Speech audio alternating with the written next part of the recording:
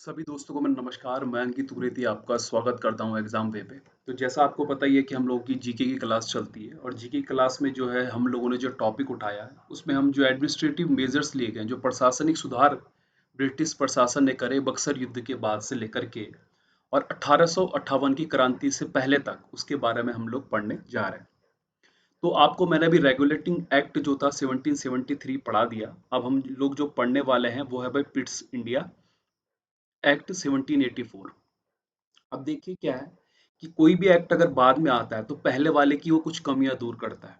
तो इस जो ये 1784 का एक्ट था, ये 1773 का जो रेगुलेटिंग एक्ट था उसकी कमियों को दूर करने के लिए लाया गया, उसकी कमियों को दूर करने के लिए लाया गया।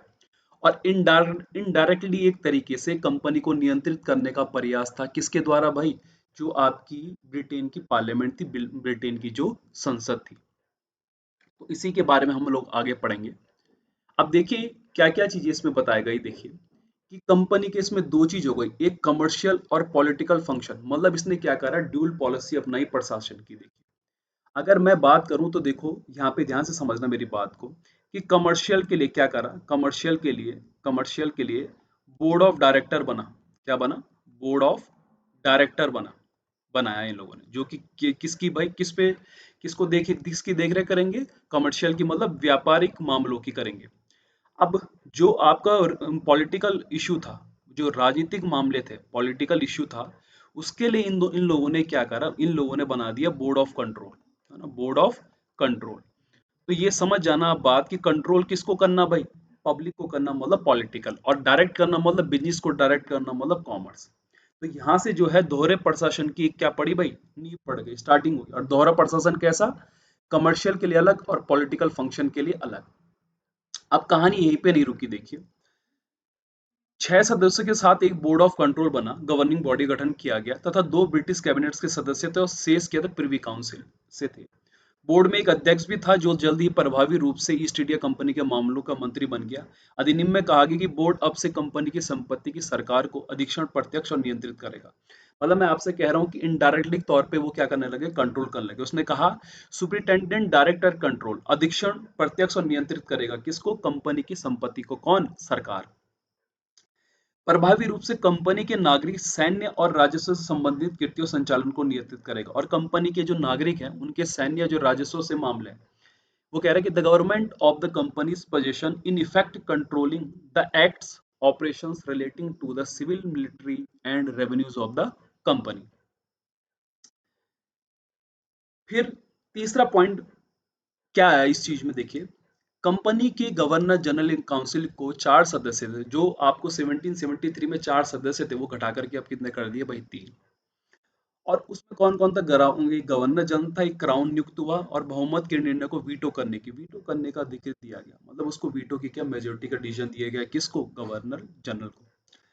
बम्बई और मद्रास के गवर्नर भी अपनी स्वतंत्रता से वंचित थे। आपको पता है कि 1773 में बोला गया कि बेटा काम करना है तो कोलकाता के गवर्नर के अधीन ही तुमको क्या करना पड़ेगा, काम करना पड़ेगा। गवर्नर जनरल को युद्ध, राजस्व और कूटनीति के मामलों में अधिक शक्तियां दी गई। जो गवर्नर जनरल था भाई, उसको युद्ध, राजस्व, कूटनीति के मामलों में क्या दिया गया भाई? पावर ज्यादा दी गई। कलकत्ता का सर्वोच्च न्यायालय केवल अंग्रेजी विषयों के लिए था। मतलब जो कलकत्ता का सर्वोच्च न्यायालय था उनके लिए तो हिंदी वालों के तो कुछ नहीं बचा हुआ था। सिर्फ जितने भी यहाँ पे मैटर आते थे इंग्लिश सब्जेक्ट से रिलेटेड, वो सारे के सारे ही यहाँ पे लिए जाते थे। The act authorise court of directors to make all the recruitments in India. अधिनियम ने भारत में सभी भर्तियों करने के लिए निदेशकों की अदालत को अधिकृत किया। मतलब कि जो भी भाई आप लोगों ने क्या करनी है, भर्ती करनी है, वो करिए। तो इसमें मेनली जो पॉइंट आपको याद करने वाले हैं कि सबसे पहले इसमें दोहरे प्रशासन की क्या पड़ी भाई, नींव पड़ गई, प्रारंभ हुआ। बोर्ड ऑफ डायरेक्टर्स बना, बोर्ड ऑफ कंट्रोलर बना। किन के लिए बना, ये मैंने आप लोगों को पहले समझा दिया। ठीक है।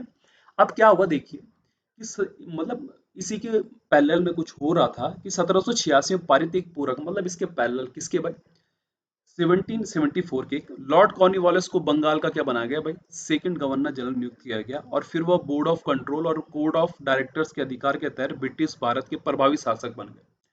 मतलब एक तरीके से ये हुआ कि जो गवर्नर जनरल था लॉर्ड कॉर्नवालिस, वो सेकंड गवर्नर जनरल बन गया।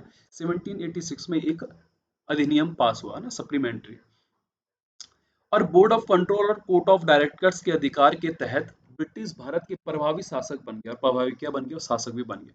पिट्स इंडिया एक्ट के द्वारा स्थापित संविधान में 1858 में भारत के कंपनी के शासन के अंत तक कोई बड़ा बदलाव नहीं हुआ। मतलब 1784 में जो एक्ट लाया गया उसमें जितने चेंजेस करे गए वो लगभग कहाँ तक चलते रहे, 1858, है ना। जब तक 1857 में क्या नहीं हो गई भाई, हमारी क्रांति नहीं हो गई, तब तक इसमें कोई भी चेंज नहीं करा गया। ये बोर्ड ऑफ कंट्रोल और कोर्ट ऑफ डायरेक्टर्स इसी तरीके से अपना जो प्रशासन था वो ईस्ट इंडिया कंपनी के ऊपर क्या प्रभावित करने लगे, उनको प्रभाव डालने लगे, है ना। तो इसमें मेनली यही ध्यान रखना है आपको। एक तो इनडायरेक्टली क्या था भाई, एक अप्रोच था कि किसकी कंपनी को संचालित करने का, ईस्ट इंडिया कंपनी के कामकाज को संचालित संचालित करने का। और साथ ही साथ इसने दो चीज बना दी, कौन कौन सी, बोर्ड ऑफ कंट्रोल और बोर्ड ऑफ डायरेक्टर्स की, ठीक है। और यहाँ पे जो ये था लॉर्ड कॉर्नवालिस का, इसको सेकंड गवर्नर जनरल बनाया गया, कहाँ का, बंगाल का। और थोड़ी जो पावर थी उसको भी क्या, थोड़ी क्या, बहुत पावर क्या कर दी उन्होंने, बढ़ा दी। तो ये पीडीएफ आप लोगों को टेलीग्राम पे दे दूंगा, पढ़ लीजिए, क्योंकि इतनी ज़्यादा पॉइंट इसमें नहीं है। जितने भी पॉइंट है मैंने आप लोगों को समझा दिए, है ना। डिटेल में ज़्यादा पढ़ने की जरूरत नहीं है, क्योंकि बहुत सारे एक्ट हैं। तो जिस एक्ट से जो जो इंपॉर्टेंट पॉइंट है वो मैंने आपको रिमाइंड करवा दिया कि दो, ये आपका board of director, board of control, प्रशासन की नींव पड़ी, दोहरे प्रशासन की, गवर्नर जनरल को पावर ज़्यादा दी गई, है ना।